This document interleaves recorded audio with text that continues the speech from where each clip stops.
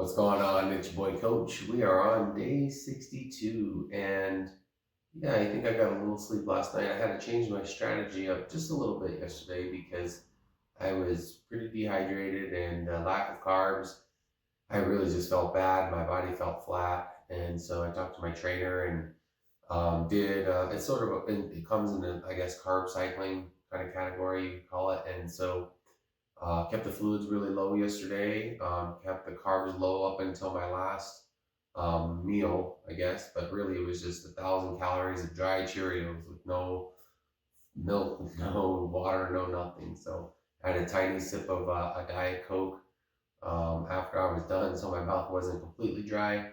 Went to bed, and yeah, this morning actually had some kind of normal bowel movement, I'll say, because that's something that's really messed up, gotten disturbed this week is my digestion. It's gotten very inconsistent. One of the reasons I don't like low carb is because the fruits and complex carbs I'm used to having with all the fiber really keeps me regular. And so this week, even though I'm having some vegetables, it was, yeah, this was not, it's not fun doing this in some aspects. Let's just say this, it's something that is it's neat to try from time to time because it lets me see how my body, how low I really can go at a specific body composition when I kind of deplete water just to get a feel. Because sometimes we think that we weigh more than we do, but really the body is made up a lot of water, so you can get a better gauge if you've had a lot of high salt diet or you. That's usually what happens, and I'll say like a lot of the when people start dieting or they get on these low carb diets or low salt diets or get away from preservatives or just all natural foods, the first thing they'll notice is generally a high weight loss out of the gate, and really the body's just depleting water. You can only lose so much fat in a week unless you're in an insane calorie deficit. It's really difficult to lose, say, 3 pounds of fat in a week. That's like a 10,000 calorie deficit. It's something I don't think I've ever done, for sure. And I tend to burn a lot of calories, but if I were to try and starve myself, days on end, my body would just stop moving, kind of like it did this week. It was really difficult, but took my pictures. They don't look terrible. We'll see what my end body is here in a little bit. I have a cardio class for Saturday morning, and then basically a kind of a slow day, just some yard work to do and get back on track. Like most of the time, and in the past, what I've done is when I do these, weekly, quick cut or dehydrate, whatever you want to call it.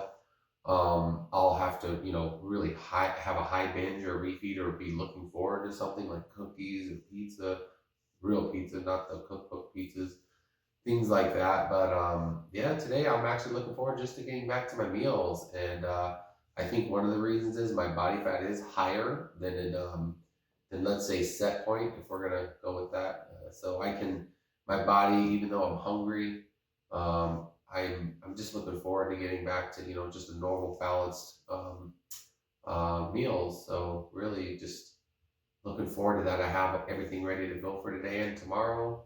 I have some prep for tomorrow, but then yeah, I'll get back. I may have to change some things. We had some things come up with we have a vacation coming up.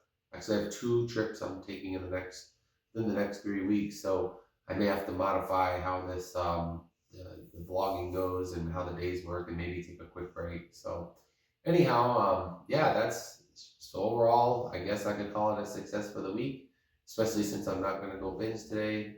Just refuel some calories and the stuff I like, the stuff I make. So that's pretty much it. I'll say the tip for today, and we'll kind of end on is, it's okay to celebrate. And I've done that in the past. When you have a hard week like this, is maybe there is something you're looking forward to or something that motivated you to get through the week, whether it was having a whole large pizza or it was, going to buy something for yourself.